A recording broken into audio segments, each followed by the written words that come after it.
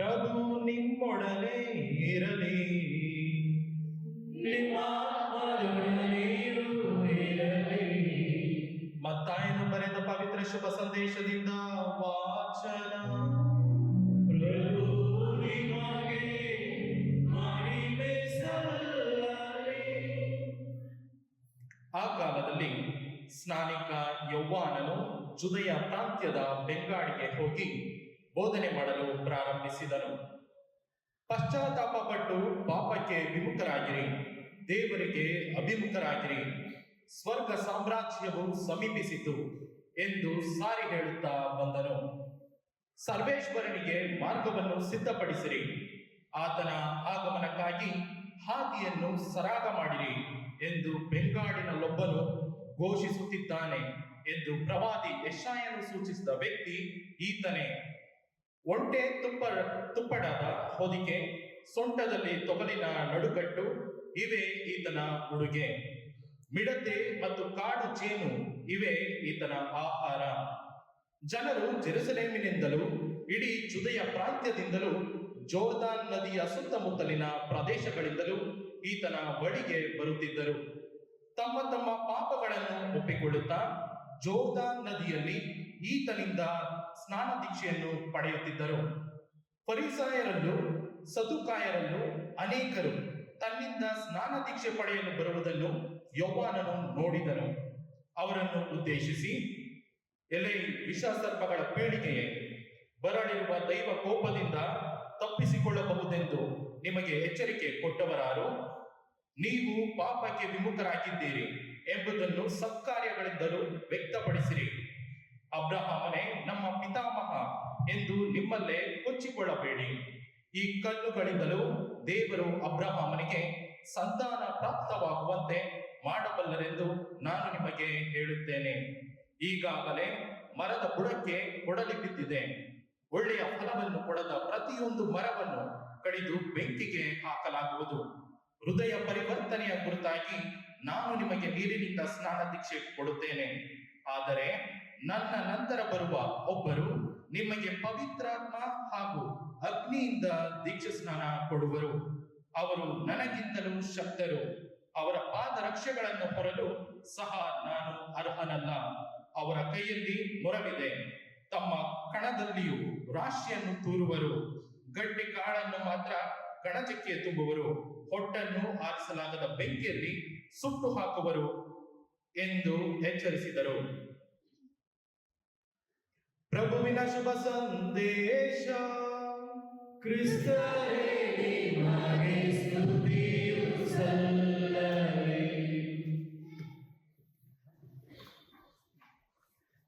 ಪ್ರೀತಿಯ ಸಹೋದರ ಸಹೋದರಿಯರೇ, ಗುಡ್ ಮಾರ್ನಿಂಗ್. ಇವತ್ತು ಮತ್ತಾಯನು ಬರೆದ ಆ ಶುಭ ಸಂದೇಶದ ವಿವರಣೆಯನ್ನ ನಾವು ಒಂದಷ್ಟು ಮಟ್ಟಿಗೆ ತಿಳಿದುಕೊಳ್ಳೋಣ. ಅಲ್ಲಿ ಬರುವಂತಹ ಮಾತುಗಳ ಅರ್ಥ ಏನು, ಯಾತಕ್ಕಾಗಿ ಮತ್ತಾಯ ಹೀಗೆ ಬರೆಯುತ್ತಾನೆ ಎಂಬುದನ್ನು. ಮೊದಲನೇದಾಗಿ ಪ್ರೀತಿಯ ಸಹೋದರ ಸಹೋದರಿಯರೇ, ಮತ್ತಾಯನು ಕೊಟ್ಟಂತಹ ಆ ವ್ಯಕ್ತಿ ಸ್ನಾನಿಕ ಯೌವಾನ. ಯಾವ ತರಹದ ಬಟ್ಟೆ ಹಾಕೊಂಡಿದ್ದ? ಚರ್ಮದ ಬಟ್ಟೆ. ಊಟ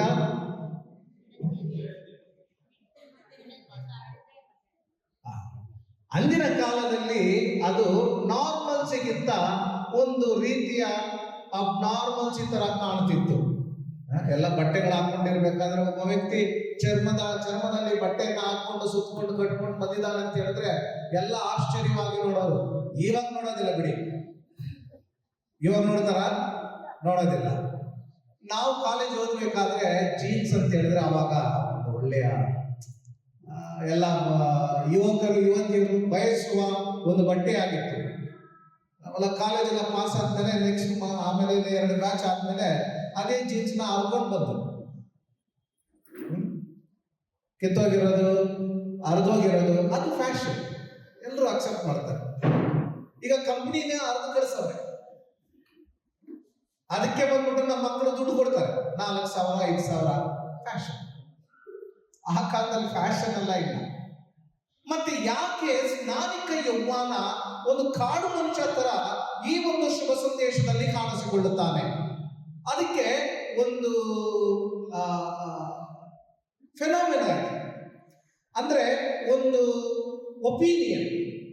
ಆ ಕಾಲದಲ್ಲಿ ಒಂದು ಆಶ್ರಮ ಇತ್ತು, ಎಲ್ಲಿ ಸಪ್ತ ಸಮುದ್ರ ಪಕ್ಕ ಇರುವಂತಹ ಗುಹೆಗಳಲ್ಲಿ ಕೆಲವು ಯಹೂದ್ಯರು ಹೋಗಿ ಅಲ್ಲಿ ಋಷಿಗಳಂತೆ ವಾಸ ಮಾಡುತ್ತಿದ್ರು. ಅವರಿಗೆ ಕುಮ್ರಾನ್ ಮಾಂಕ್ಸ್ ಎಂಬುದಾಗಿ ಹೆಸರು. ಕುಮ್ರಾನ್ ಮಾಂಕ್ಸ್, ಕುಮ್ರಾನ್ ಅನ್ನೋದು ಸ್ಥಳದ ಹೆಸರು, ಮಾಂಕ್ಸ್ ಋಷಿಗಳು. ಇವರ ಕೆಲಸ ಏನು? ಈ ಕುಮ್ರಾನ್ ಗುಹೆಗಳಲ್ಲಿ ಜೀವಿಸಿದಂತಹ ಯಹೂದ್ಯರ ಕೆಲಸ ಏನು? ಎರಡೇ. ಒಂದು ಏನಂತ ಹೇಳಿದ್ರೆ ಬೈಬಲ್ ಗ್ರಂಥವನ್ನ ಅದನ್ನ ಕಾಪಿ ಮಾಡೋದು, ಚರ್ಮಗಳ ಮೇಲೆ ಕಾಪಿ ಮಾಡಿ ಅದನ್ನ ಸೂಳಿಯಾಗಿ ಸುತ್ತಿ ಮಡಕೆಗಳಲ್ಲಿ ಇಡುವಂತ ಕೆಲಸ ಒಂದು. ಎರಡನೇದು, ಅವರು ತಮ್ಮನ್ನೇ ಸಿದ್ಧಪಡಿಸಿಕೊಳ್ಳಬೇಕಾಗಿತ್ತು. ಮೆಸ್ಸೆಯ ಬರಬೇಕಾದರೆ ಈ ಜನರಿಗೆ ವಿಮೋಚನೆಯನ್ನ ಕೊಡ್ತಾರೆ. ಆಗ ನಾವೆಲ್ಲರೂ ಕೂಡ ಮೆಸ್ಸಾಯ ಆತನ ಪರವಾಗಿ ನಿಂತು ಹೋರಾಡಬೇಕು, ದೊಡ್ಡ ಸೈನ್ಯವಾಗಬೇಕು ನಾವು ಎಂಬುದಾಗಿ ಅವರನ್ನೇ ಅವರು ಸಿದ್ಧತೆ ಮಾಡಿಕೊಳ್ಳುತ್ತಿದ್ದರು. ಈಗ ಒಪಿನಿಯನ್ ಏನಂತ ಹೇಳಿದ್ರೆ, ಸ್ನಾನಿಕ ಯೌವನ ಬಹುಶಃ ಆ ಒಂದು ಮಠದಲ್ಲಿ ಒಬ್ಬ ವ್ಯಕ್ತಿಯಾಗಿ ಇದ್ದಿರಬಹುದು. ಆದ ಕಾರಣ ಆತನಲ್ಲಿ ಧೈರ್ಯ ಇತ್ತು, ಆತನಲ್ಲಿ ದೇವರ ಧ್ವನಿಯನ್ನ ಪರರಿಗೆ ಕೊಡುವಂತಹ ಶಕ್ತಿ ಇತ್ತು ಎನ್ನುವ ಒಂದು ಒಪಿನಿಯನ್ ಇದೆ. ಪ್ರೀತಿಯ ಸಹೋದರ ಸಹೋದರಿಯರೇ, ಅದು ಒಂದು ಕಡೆ. ಎರಡನೇದಾಗಿ ಇಂದಿನ ಶುಭ ಸಂದೇಶದಲ್ಲಿ ಮತ್ತಾಯ ಹೇಳ್ತಾನೆ, ಯೆಶಾಯ ಪ್ರವಾದಿ ಹೇಳಿದ ಹಾಗೆ ಬೆಂಗಾಡಿನಲ್ಲಿ ಕೂಗು. ಎಲ್ಲಿ ಹೇಳಿದ್ದಾರೆ ಯೆಶಾಯ ಪ್ರವಾದಿ ಹೇಳಿದಂತೆ ಬೆಂಗಾಡಿನಲ್ಲಿ ಕೂಗು. ಈ ಕೂಗು ಹೇಳುವಂತಹ ಮಾತು ಏನು? ಪರಿವರ್ತನೆಯಾಗಿ ದೇವರು ನಿಮ್ಮನ್ನು ನೋಡಲು ಬರುತ್ತಾರೆ, ಅವರಿಗೆ ಹಾದಿಯನ್ನ ಸರಾಗ ಮಾಡಿ. ಯೆಶಾಯ ಪ್ರವಾದಿ ಅಂತ ಹೇಳಿದ್ರೆ 40ನೇ ಅಧ್ಯಾಯದಲ್ಲಿ ಬರುವಂತಹ ಯೆಶಾಯ ಪ್ರವಾದಿ ಬಗ್ಗೆ ಮಾತನಾಡ್ತಾರೆ. ಈಗ ಯೆಶಾಯ ಗ್ರಂಥ ಇದೆಯಲ್ಲ, ಪ್ರವಾದಿ ಯೆಶಾಯ ಗ್ರಂಥ ಅಲ್ವಾ? ಯೆಶಾಯ ಗ್ರಂಥ ಅಂತ ಹೇಳಿದ ಮೇಲೆ 3 ಪ್ರವಾದಿಗಳು, ಬರೀ ಒಬ್ಬರಲ್ಲ. ಅಧ್ಯಾಯ 1ರಿಂದ 39 ತನಕ ಮೊದಲನೆಯ ಯೆಶಾಯ. ಟೈಮ್ ಪೀರಿಯಡ್ ಏನು ಅಂತ ಹೇಳಿದ್ರೆ, ಅವರು ಅಶ್ಶೀರಿಯ ದೇಶ ಅವರ ಮೇಲೆ ಯುದ್ಧಕ್ಕೆ ಇಳಿಯುವುದಕ್ಕಿಂತ ಮುನ್ನ, ಅದಾದ ನಂತರ ಯುದ್ಧ ಮುಗಿದ ಮೇಲೆ ಅವರೆಲ್ಲರೂ ಕೂಡ ಗುಲಾಮರಾದರು, ಮತ್ತೆ ಬಂದರು. ಅದು ಬೇರೆ ಕತೆ. 39ನೇ ಅಧ್ಯಾಯ ತನಕ. 40ನೇ ಅಧ್ಯಾಯದಿಂದ 2ನೇ ಯೆಶಾಯ ಪ್ರವಾದಿಯ ಪ್ರವಚನಗಳು ಬರ್ತವೆ. ಈ 2ನೇ ಪ್ರವಾದಿ ಏನ್ ಹೇಳ್ತಾರೆ ಅಂತ ಹೇಳಿದ್ರೆ, 587ರಲ್ಲಿ ಬಾಬಿಲೋನ್ ದೇಶದವರು ಇಸ್ರಾಯೇಲ್ ಜನಾಂಗದ ಮೇಲೆ ಯುದ್ಧಕ್ಕಿಳಿದು ಇಸ್ರಾಯೇಲ್ ಜನಾಂಗವನ್ನ, ಅವರ ದೇವಾಲಯವನ್ನ, ಅವರ ನಾಡನ್ನ ಧ್ವಂಸ ಮಾಡಿ ಎಲ್ಲಾ ತರಹದ ವಿಷಯಗಳನ್ನ ಬಾಬಿಲೋನ್ ದೇಶಕ್ಕೆ ಎಳೆದುಕೊಂಡು ಹೋಗ್ತಾರೆ. ಅವರಿಗೆ ನಾಡನ್ನ ಕಳೆದುಕೊಂಡು, ದೇಶವನ್ನ ಕಳೆದುಕೊಂಡು, ದೇವಾಲಯವನ್ನ ಕಳೆದುಕೊಂಡು, ಮಕ್ಕಳನ್ನ ಕಳೆದುಕೊಂಡು, ಸ್ವಾತಂತ್ರ್ಯವನ್ನ ಕಳೆದುಕೊಂಡು, ಜೀವವೇ ಇಲ್ಲ ಎಂಬುದಾಗಿ ಅವರು ತಮ್ಮ ಜೀವನದಲ್ಲಿ ಬೇಸತ್ತು ಹೋದಾಗ ಯೆಶಾಯ ಪ್ರವಾದಿ ಬರ್ತಾನೆ, ಮಕ್ಕಳಿಗೆ ಹೇಳ್ತಾನೆ, ಜನರೇ ಕೇಳಿ, ದೇವರು ನಿಮ್ಮನ್ನು ನೋಡಲು ಬರುತ್ತಾರೆ, ದೇವರು ನಿಮ್ಮನ್ನು ನೋಡಲು ಬರುತ್ತಾರೆ. ಆದುದರಿಂದ ನೀವು ಮನ ಪರಿವರ್ತನೆಯಾಗಿ ದೇವರನ್ನ ಬರಮಾಡಿಕೊಳ್ಳುವ ಅರ್ಹತೆಯನ್ನ ಪಡೆದುಕೊಳ್ಳಿ ಎಂಬುದಾಗಿ ಯೆಶಾಯ ಪ್ರವಾದಿ ಇಸ್ರಾಯೇಲ್ ಜನಾಂಗಕ್ಕೆ ಬಾಬಿಲೋನ್ ದೇಶದಲ್ಲಿ ಹೇಳ್ತಾನೆ. ಪ್ರೀತಿಯ ಸಹೋದರ ಸಹೋದರಿಯರೇ, ಈ ಪ್ರವಚನ ಪರಿಪೂರ್ಣಗೊಳ್ಳುವಂತೆ ಯೇಸು ಸ್ವಾಮಿ ಮತ್ತೆ ಬರುತ್ತಾರೆ ಎನ್ನುವ ಪ್ರಬೋಧನೆ ಸ್ನಾನಿಕ ಯೌವಾನನದಾಗಿರುತ್ತದೆ. ಹೀಗೆ ಬಾಬಿಲೋನ್ ದೇಶದಲ್ಲಿ ನಂಬಿಕೆಯನ್ನ, ವಿಶ್ವಾಸವನ್ನ, ಭರವಸೆಯನ್ನ ಕೊಟ್ಟಂತಹ ಯೆಶಾಯ ಪ್ರವಾದಿ ಇವತ್ತು ಇಸ್ರಾಯೇಲ್ ಜನಾಂಗಕ್ಕೆ ಆ ಭರವಸೆಯನ್ನ ಕೊಡಲು ತನ್ನ ಪ್ರಬೋಧನೆಯನ್ನ ಬೆಂಗಾಡಿನಲ್ಲಿ ಕೊಡುತ್ತಾನೆ. ಆದ ಕಾರಣ ಯೆಶಾಯ ಪ್ರವಾದಿ ಹೇಳಿದ ಮಾತು ಬೆಂಗಾಡಿನ ಕೂಗು ಎನ್ನುವುದನ್ನು ಸ್ನಾನಿಕ ಯೌವಾನನಿಗೆ ಹೋಲಿಕೆಯಾಗುತ್ತೆ. ಮೊದಲನೇ ವಿಷಯ. ಎರಡನೇ ವಿಷಯ, ಈ ಸ್ನಾನಿಕ ಯೌವನ ಯಾವ ಸಂದೇಶವನ್ನು ಜನರಿಗೆ ಕೊಟ್ಟ? ಮನ ಪರಿವರ್ತನೆ. ಮನ ಪರಿವರ್ತನೆ. ದೇವರು ಬರ್ತಾರೆ, ನಾವು ಏನ್ ಮಾಡಬೇಕು? ಆ ಕಾಲದಲ್ಲಿ ಏನ್ ಮಾಡೋರು? ಈಗ ರಾಜರುಗಳು ಬಂದ್ರೆ ಹಾದಿ ದಾರಿ ರೋಡು ಎಲ್ಲ ಕ್ಲೀನ್ ಮಾಡಿ ರೆಡಿ ಮಾಡೋರು, ಹೌದಾ ಇಲ್ವಾ? ಇವತ್ತು ಕೂಡ ನಮ್ಮ ಕಡೆ ತೇರುಗಳು ಬಂದ್ರೆ ಏನ್ ಮಾಡ್ತೀವಿ? ತೇರಿನ ಮೆರವಣಿಗೆ ನಮ್ಮ ಮನೆ ಮುಂದೆ ಹೋಗುತ್ತೆ ಅಂತ ಹೇಳಿದ್ರೆ ಎಲ್ಲ ಕ್ಲೀನ್ ಮಾಡ್ಬಿಡ್ತೀವಿ ಅಲ್ವಾ? ಸಾಧಾರಣ ವಾಸ್ತವ. ಆ ಕಾಲದಲ್ಲಿ ರಾಜರುಗಳು ಈ ಯುದ್ಧಕ್ಕೆ ಹೋಗಿ ಗೆದ್ದು ಬರಬೇಕಾದ್ರೆ ಅವ್ರನ್ನ ಬರಮಾಡಿಕೊಳ್ಳೋರು. ಯಾಕಂತ ಹೇಳಿದ್ರೆ ಅವ್ರು ಸುಮ್ಮನೆ ಬರ್ತಿರ್ಲಿಲ್ಲ. ಎಲ್ಲಿ ಯುದ್ಧದಲ್ಲಿ ಗೆಲ್ತಿದ್ರೋ ಅಲ್ಲಿರುವ ಹಣ ಆಸ್ತಿ ಬೆಳ್ಳಿ ಬಂಗಾರ ಎಲ್ಲಾನು ದೋಚ್ಕೊಂಡು ಬರ್ತಿದ್ರು. ಆವಾಗ ಜನರಿಗೆಲ್ಲ ಖುಷಿ, ನಾವು ಇನ್ನೂ ಚೆನ್ನಾಗಿ ಬದುಕ್ತೀವಿ ಅಂತ. ಆಗ ಅವರೆಲ್ಲರೂ ಕೂಡ ಸಂತೋಷದಿಂದ ಜಯಘೋಷ ಮಾಡಿ ಅವರನ್ನ ಬರಮಾಡಿಕೊಳ್ಳುತ್ತಿದ್ದರು. ಇದು ವಾಸ್ತವ. ಇದು ಒಂದು ಕಡೆ. ಎರಡನೇದು ಏನಂತ ಹೇಳಿದ್ರೆ, ಈ ನೀರು ಅಂತ ಹೇಳಿದ್ರೆ ಪರಿಶುದ್ಧಗೊಳಿಸುವ ಒಂದು ಸಾಧನವಾಗಿತ್ತು. ಸಾಧಾರಣವಾಗಿ ಯೇಸು ಸ್ವಾಮಿ ಶುಭ ಸಂದೇಶದಲ್ಲಿ ಇರಬೇಕಾದ್ರೆ ಅವರ ಮೇಲೆ ಬಂದು ಹೇಳ್ತಾರೆ, ಸ್ವಾಮಿ ಎಲ್ಲಾ ಕೈ ತೊಳಿತಾರೆ, ಕೈ ತೊಳ್ಕೊಂಡು ತಿಂತಾರೆ, ನಿಮ್ ಶಿಷ್ಯರು ಕೈಯೂ ತೊಳೆಯೋದಿಲ್ಲ, ಕಾಲು ತೊಳೆಯೋದಿಲ್ಲ, ಹಾಗೆ ತಿಂತಾರೆ ಹೇಗೆ ಅಂತ. ಅದು ಒಂದು ಸಾಂಗ್ಯ. ಯಾಕೆಂತ ಹೇಳಿದ್ರೆ ಅಲ್ಲಿ ಮರಳುಗಾಡುಗಳು ತುಂಬಿರುವಂತಹ ಒಂದು ಸ್ಥಳದಲ್ಲಿ ಆಚೆ ಹೋದ್ರೆ ತುಂಬಾ ಡಸ್ಟ್ ಇರ್ತದೆ. ವಾಸ್ತವವಾಗಿ ಅವರು ಬಂದಿದ ತಕ್ಷಣ ಕೈ ತೊಳಿಲೇಬೇಕು. ಹೀಗೆ ಅದನ್ನ ಒಂದು ಸಾಂಗ್ಯವಾಗಿ ಅವರು ಇಟ್ಟುಕೊಂಡಿದ್ದರು. ಈಗ ಸ್ನಾನಿಕ ಯೌವನ ಏನ್ ಮಾಡ್ತಾರೆ? ಅದೇ ನೀರನ್ನ ತಗೊಂಡು ಅದನ್ನ ಪಾಪ ಪರಿಹಾರದ ವಿಷಯವಾಗಿ ಮಾರ್ಪಡಿಸ್ತಾರೆ. ಈಗ ಜನರಿಗೆ ಹೇಳ್ತಾರೆ, ನಿಮ್ಮ ಜೀವನಗಳನ್ನ ಉದ್ಧಾರ ಮಾಡಲು, ನಿಮಗೆ ಸಂದೇಶವನ್ನ ಕೊಡಲು, ರೋಗ ರುಜಿನಗಳನ್ನ ಗುಣಪಡಿಸಲು, ನಿಮ್ಮ ಗಾಯಗಳನ್ನ ಕಟ್ಟಲು ದೇವರು ನಿಮ್ಮನ್ನ ನೋಡಲು ಬರುತ್ತಾ ಇದ್ದಾರೆ. ಆದ ಕಾರಣ ನೀವು ಮನ ಪರಿವರ್ತನೆಯಾಗಿ ಕೆಟ್ಟ ವಿಷಯಗಳನ್ನ ಬಿಡಿ, ಕೆಟ್ಟ ಹಾದಿಯನ್ನ ಬಿಡಿ, ಕೆಟ್ಟ ಜೀವನವನ್ನ ಬಿಡಿ, ಮನ ಪರಿವರ್ತನೆ ಹೊಂದಿ ನೀವು ದೇವರನ್ನ ನಿಮ್ಮ ಮನಗಳಲ್ಲಿ ಬರಮಾಡಿಕೊಳ್ಳಿ.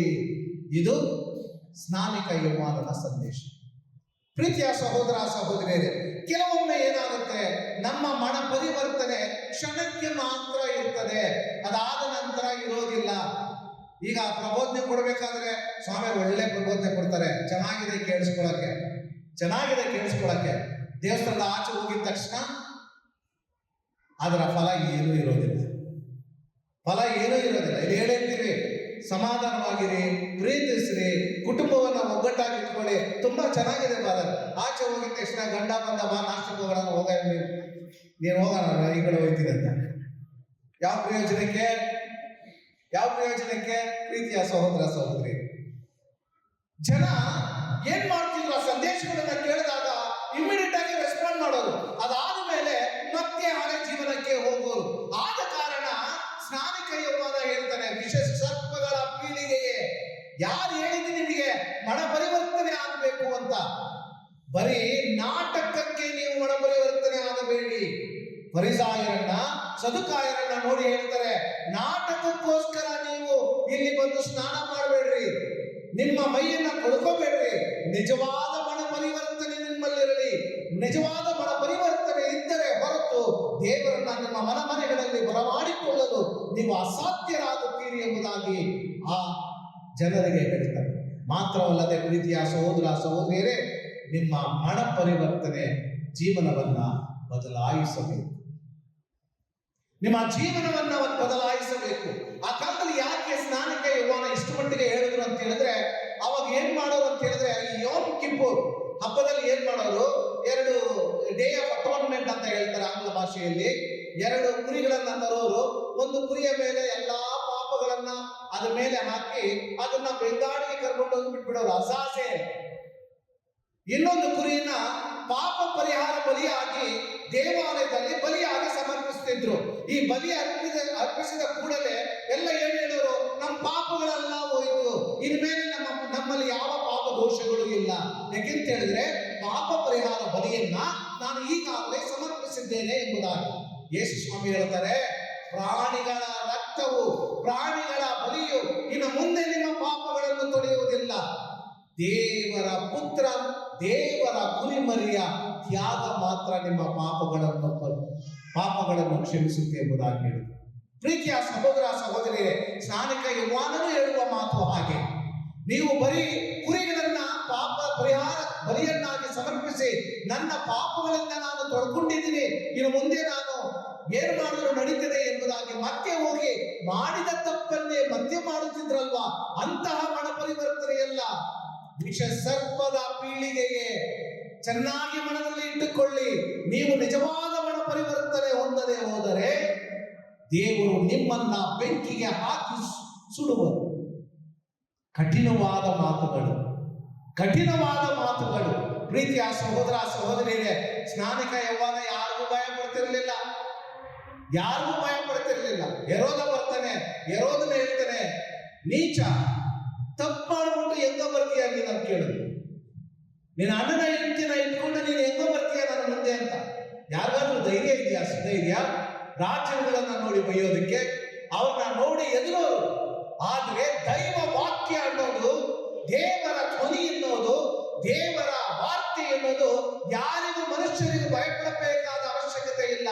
ಯಾವುದು ಸತ್ಯವೋ ಅದು ಸತ್ಯ, ಯಾವುದು ಅಸತ್ಯವೋ ಅದು ಯಾವಾಗಲೂ ಅಸತ್ಯ. ಪ್ರೀತಿಯ ಸಹೋದರ ಸಹೋದರಿಯರೇ, ಸತ್ಯವನ್ನ ಮಾತಾಡಲು ಹಿಂಜರಿಯಬಾರದು. ಸ್ನಾನಿಕ ಯೌವನ ಮಾಡಿದ್ರು ಅದನ್ನು. ನೀ ರಾಜನಾಗಿರು ಅಥವಾ ಗುಲಾಮನಾಗಿರು, ತಪ್ಪು ಮಾಡಿದ್ರೆ ತಪ್ಪೆ, ಪಾಪ ಮಾಡಿದ್ರೆ ಪಾಪನೆ. ನಿನ್ನ ಪಾಪದಿಂದ ನೀನು ನಿನ್ನನ್ನು ರಕ್ಷಿಸಿಕೊಳ್ಳಲು ಮನ ಪರಿವರ್ತನೆ ಒಂದು. ಆದ ಕಾರಣ ಅವರು ಇಸ್ರಾಯೇಲ್ ಜನಾಂಗ ಅಂದ್ರೆ ಫರಿಸಾಯರು, ಸದುಕಾಯರು, ದೊಡ್ಡ ದೊಡ್ಡ ಶ್ರೀಮಂತರು ಬಂದಾಗ ವಿಷ ಸರ್ಪದ ಪೀಳಿಗೆ ಎಂಬುದಾಗಿ ಹೇಳಿದರು. ಎಷ್ಟು ಧೈರ್ಯ ಇರಬೇಕು ಅಲ್ವಾ? ದೇವರ ವಾಕ್ಯ, ದೇವರ ಸತ್ಯ, ದೇವರ ಪ್ರಸನ್ನತೆ ನಿಮ್ಮ ಹೃದಯದಲ್ಲಿ ಇದ್ದರೆ ನಿಮಗೂ ಕೂಡ ಇಂತಹ ಧೈರ್ಯ ಇರ್ತದೆ. ಸತ್ಯದ ಪರ ನಿಲ್ಲಲು, ಸತ್ಯವನ್ನ ಘೋಷಿಸಲು, ಸತ್ಯವನ್ನ ಜೀವಿಸಲು, ಸತ್ಯವನ್ನ ಪರರಿಗೆ ಕೊಡಲು. ಪ್ರೀತಿಯ ಸಹೋದರ ಸಹೋದರಿಯರು, ಅದನ್ನ ಇಂದು ಸ್ನಾನಿಕ ಯೌವನ ನಮಗೆ ಹೇಳಿಕೊಡ್ತಾರೆ. ಮಾತ್ರವಲ್ಲದೆ ಅವ್ರು ಹೇಳ್ತಾರೆ, ನನ್ನ ಮಾತುಗಳಿಗೆ ಬೆಲೆ ಕೊಟ್ಟು ಇಷ್ಟು ಜನ ಜೋರ್ಡಾನ್ ನದಿಯಲ್ಲಿ ನಿಮ್ಮ ದೇಹವನ್ನ ತೊಡ್ಕೋತೀರಿ, ಮನ ಪರಿವರ್ತನೆ ಆಗ್ತೀರಿ. ಆದರೆ ನೀವು ಯಾರಿಗೋಸ್ಕರ ಮಾಡ್ತೀರಿ ಅಂತ ಹೇಳಿದ್ರೆ, ನನಗಿಂತಲೂ ಶ್ರೇಷ್ಠವಾದವನು ಆತನ ಪಾದ ರಕ್ಷೆಗಳನ್ನು ಬಿಚ್ಚಲು ಕೂಡ ನನಗೆ ಅರ್ಹತೆ ಇಲ್ಲ. ಪ್ರೀತಿಯ ಸಹೋದರ ಸಹೋದರಿಯರೇ, ಇಲ್ಲಿ ಸ್ನಾನಿಕ ಯೌವನನ ಸರಳತೆ, ಸ್ನಾನಿಕ ಯೌವನನ ತಾಳ್ಮೆ ಒಂದು. ಎರಡನೇದು, ಬರುವಂತಹ ದೇವರ ಪುತ್ರನ ಅಧಿಕಾರ. ಏನು ಈ ಅಧಿಕಾರ ಅಂತ ಹೇಳಿದ್ರೆ, ಒಬ್ಬರನ್ನ ರಕ್ಷಿಸಲು, ಒಬ್ಬರನ್ನ ಕ್ಷಮಿಸಲು, ಒಬ್ಬರಿಗೆ ಶಾಪವನ್ನ ಕೊಡಲು, ಒಬ್ಬರಿಗೆ ನಿತ್ಯ ಜೀವವನ್ನು ಕೊಡಲು, ಒಬ್ಬರಿಗೆ ನಿತ್ಯ ಬೆಂಕಿಯನ್ನು ಕೊಡಲು ಅಧಿಕಾರವುಳ್ಳವರು ದೇವರು. ಅಂತಹ ದೇವರು ಬರ್ತಾ ಇದ್ದಾರೆ. ಅವರ ಪಾದರಕ್ಷೆಗಳನ್ನು ಬಿಚ್ಚಲು ಕೂಡ ನನಗೆ ಅರ್ಹತೆ ಇಲ್ಲ. ಅಂತಹ ದೇವರು ಬರುವಾಗ ನಿಮ್ಮ ಹಾದಿಯನ್ನ ತಯಾರಿಸಿ, ನಿಮ್ಮ ಮನವನ್ನ ದೇವರಿಗೆ ಸಮರ್ಪಿಸಿ, ಮನ ಪರಿವರ್ತನೆಯಾಗಿ ನಿನ್ನ ತಪ್ಪು ಏನಂತ ಅರಿ, ಆ ತಪ್ಪಿಂದ ನೀನು ಹೊರಗೆ ಬರಲು ಪ್ರಯತ್ನ ಮಾಡು. ಬೆಳಕಾಗಿ ಬರುವ ಯೇಸು ಸ್ವಾಮಿ ನಿನ್ನ ಜೀವನದ ಬೆಳಕಾಗಿ, ಗುರಿಯಾಗಿ, ನಿನ್ನ ಜೀವನದ ತಿರುಳಾಗಿ, ಅರ್ಥವಾಗಿ ಇರುವರು ಎನ್ನುವುದನ್ನ ಇಂದಿನ ಶುಭ ಸಂದೇಶದಲ್ಲಿ ಸ್ನಾನಿಕ ಯೌವನ ಹೇಳ್ತಾನೆ. ಪ್ರೀತಿಯ ಸಹೋದರ ಸಹೋದರಿ, ಮನ ಪರಿವರ್ತನೆ ಎನ್ನುವುದು ಅತಿ ಮುಖ್ಯವಾದ ವಿಷಯ. ನಾನು ಸುವಾಸನೆ ಹೇಳಿದ್ದೀನಿ. ಸ್ನಾನಿಕ ಸಂತ ಅರುಳಪ್ಪರು ಬಂದು ಅವರ ಶುಭ ಸಂದೇಶದಲ್ಲಿ ಹೇಳ್ತಾರೆ, ಯೇಸು ಸ್ವಾಮಿ ಭೂಲೋಕಕ್ಕೆ ಬೆಳಕಾಗಿ ಬಂದರು. ಮನುಷ್ಯನ ಜೀವನದಲ್ಲಿ ಆತನ ತಪ್ಪುಗಳೇ ಕತ್ತಲೆ. ನಿನ್ನನ್ನು ಕತ್ತಲೆಯಲ್ಲ, ಕತ್ತಲೆಯಲ್ಲಿ ತಳ್ಳುತ್ತೆ ನಿಮ್ಮ ತಪ್ಪುಗಳು. ಆದರೆ ಯೇಸು ಸ್ವಾಮಿ ಆ ಕತ್ತಲಿಂದ ಹೊರಬರಲು ಒಂದು ಬೆಳಕಾಗಿ ಬಂದಿದ್ದಾರೆ. ಆ ಬೆಳಕಾಗಿ ಬಂದಿರುವ ಯೇಸು ಸ್ವಾಮಿಯನ್ನು ನಾನು ಬರಮಾಡಿಕೊಳ್ಳಬೇಕು ಅಂತ ಹೇಳಿದ್ರೆ, ನನ್ನ ಹೃದಯದಲ್ಲಿ, ನನ್ನ ಅಂತರಂಗದಲ್ಲಿ ಇರುವಂತಹ ತಪ್ಪುಗಳು, ಪಾಪದ ದೋಷಗಳು ಎನ್ನುವ ಕತ್ತಲೆಯನ್ನ ನಾನು ತ್ಯಜಿಸಬೇಕಾಗಿರುತ್ತದೆ. ಅದನ್ನ ನಾನು ನಿಷ್ಠೆಯಿಂದ ಮಾಡುವಾಗ, ಬೆಳಕಿಂದ ನನ್ನ ಹೃದಯವನ್ನ ತುಂಬಿಸಿಕೊಂಡಾಗ ಬೆಳಕಾಗಿರುವ ಯೇಸು ಸ್ವಾಮಿ ನಮ್ಮೊಡನೆ ಇರುತ್ತಾರೆ. ಇಮ್ಯಾನುವೇಲ್, ಗಾಡ್ ಇಸ್ ವಿತ್ ಅಸ್. ಪ್ರೀತಿಯ ಸಹೋದರ ಸಹೋದರಿಯರೇ, ಕ್ರಿಸ್ತ ಜಯಂತಿ ಮಹೋತ್ಸವದ ಅರ್ಥ ಯೇಸು ನಮ್ಮ ಮನೆಗೆ ಬರ್ತಾರೆ, ಬರೀ ಗೋಧಿ ಕಟ್ಬಿಟ್ಟು 400 ರೂಪಾಯಿ ಇಟ್ಬಿಟ್ಟು ಕೇಕ್ ಕಟ್ ಮಾಡೋದಲ್ಲ ಕ್ರಿಸ್ಮಸ್. ಗೋಧಿ ಮಾಡಿದ ತಕ್ಷಣ ಯೇಸು ಸ್ವಾಮಿ ಒಂದು ಗೋಧಿಯಲ್ಲಿ ಕೂತ್ಕೋತಾರ? ಹೇಳ್ರಿ. ಪ್ರತಿಯೊಂದು ಮನೆಯಲ್ಲಿ ಗೋಧಿ ಕಟ್ತೀವಿ ಅಲ್ವಾ? ಫಸ್ಟ್ ಎಲ್ಲ ಕಟ್ಟೋರು ಈಗ ಎಲ್ಲ ರೆಡಿಮೇಡ್ ಬಂದೈತೆ. 500 ರೂಪಾಯಿ ಕೊಟ್ಟರೆ ಹೋಗಿ ಕೊಡ್ತಾರೆ ಅಲ್ವಾ? ಎತ್ಕೊಂಡೋಗಿ ಈಗ ಗೋಧಿ ಅನ್ನೋದು ಏನಾಗಿದೆ ನಮ್ಮ ಮನೆಯಲ್ಲಿ? ಡೆಕೋರೇಷನ್ ಆಗಿದೆ. ಡೆಕೋರೇಷನ್ ಅಲ್ವಾ? ಡೆಕೋರೇಷನ್ ಅಲ್ಲಿ ಒಂದು ಐಟಮ್ ಏನು? ಸ್ಟಾರ್ ಮೇಲೆ ಇರಬೇಕು. ಆಗಮನ ಕಾಲ ಆರಂಭವಾಗಿದೆ. ನಾವು ಕ್ರೈಸ್ತರು ಲೋಕಕ್ಕೆಲ್ಲ ಗೊತ್ತಾಗ್ಬೇಕು. ಏನ್ ಮಾಡ್ಬೇಕು? ಸ್ಟಾರ್ ಮೇಲೆ ನೇತಾಕ್ಬಿಡ್ಬೇಕು. ಮನೆಯೊಳಗೆ ಏನ್ ಮಾಡ್ಬೇಕು? ಹಾಲ್ ಅಲ್ಲಿ ಗೋಧಿ ಕಟ್ಬಿಡ್ಬೇಕು, ಕಿಚನ್ ಅಲ್ಲಿ ಕೇಕ್ ಇಟ್ಬಿಡ್ಬೇಕು. ಯಾಕಂದ್ರೆ ಅಮ್ಮ ಅಡಿಗೆ ಮಾಡ್ತಾ ಒಂದೊಂದು ಪಿಸಾಕ್ ತಿನ್ಬೇಕು. ಕ್ರಿಸ್ತ ಜಯಂತಿ ಬಂದ ಕೂಡಲೇ ಶುಗರ್ 400 ಹೋಗಿರ್ಬೇಕು ಅಲ್ವಾ? ಅಷ್ಟೇ ತಾನೆ? ಮತ್ತೆ ಗೋಧಿ ಏನು ಕಟ್ಟೋದು? ಗೋಧಲೆ ಮನೆ ಮೂಲೆಗಳಲ್ಲಿ ಕಟ್ಟಬೇಡಿ, ನಿಮ್ಮ ಹೃದಯದಲ್ಲಿ ಕಟ್ಟಿ.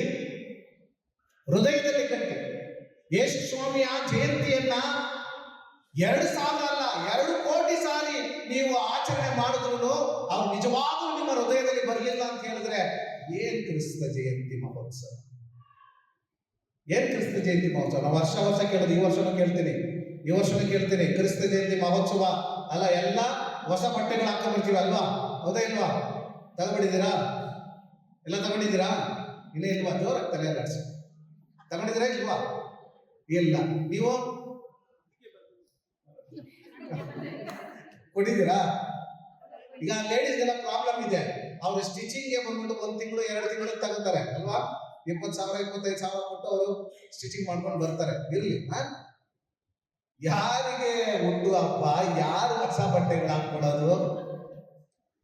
ಯಾವತ್ತಾದ್ರೂ ಯೋಚನೆ ಮಾಡಿದ್ದೀರಾ? ಯೇಸು ಸ್ವಾಮಿಯ ಜನನೋತ್ಸವಕ್ಕೆ ನಾನು ಯಾಕೆ ಹೊಸ ಬಟ್ಟೆಗಳು ಹಾಕ್ಬೇಕು? ಯಾಕೆ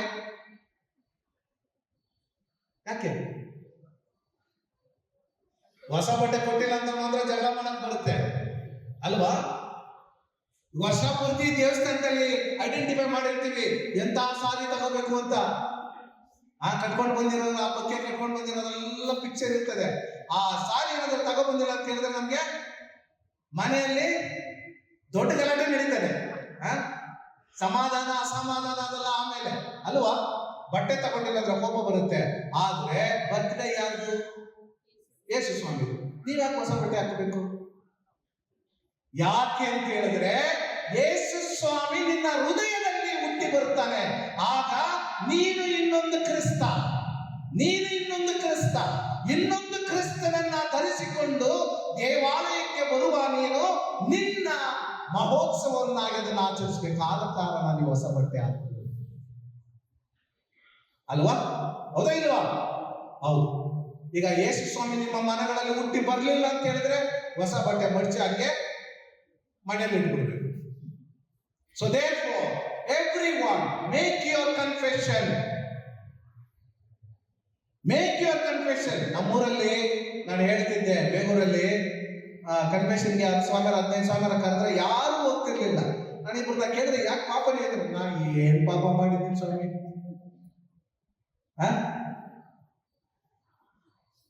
ನಮ್ಮ ತಪ್ಪುಗಳ ಧ್ಯಾನ ನಮಗಾಗಬೇಕು.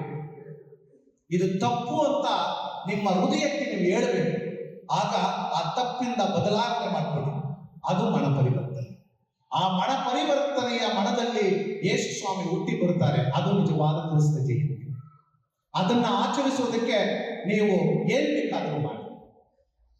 ಆದ್ದರಿಂದ ಪ್ರೀತಿಯ ಸಹೋದರ ಸಹೋದರಿಯರೇ, ಸ್ನಾನಿಕ ಯೌವನನ ಸಂದೇಶ ನಿಮ್ಮ ಮನ ಪರಿವರ್ತನೆಯ ಆಧಾರವಾಗಲಿ. ನಮ್ಮಲ್ಲಿ ನಾವು ಪದೇ ಪದೇ ಮಾಡುವ ತಪ್ಪುಗಳ ಲೆಕ್ಕ ಗೊತ್ತಿದೆ. ಅದು ಏನಂತ ಧ್ಯಾನ ಮಾಡಿ ಇನ್ನು ಮುಂದೆ ಆ ತಪ್ಪುಗಳನ್ನು ಮಾಡೋದಿಲ್ಲ ಎನ್ನುವ ಮನ ಪರಿವರ್ತನೆ ಹೊಂದಿ ದೇವರನ್ನ ನಮ್ಮ ಮನೆಗಳಲ್ಲಿ ಬರಮಾಡಿಕೊಳ್ಳೋಣ.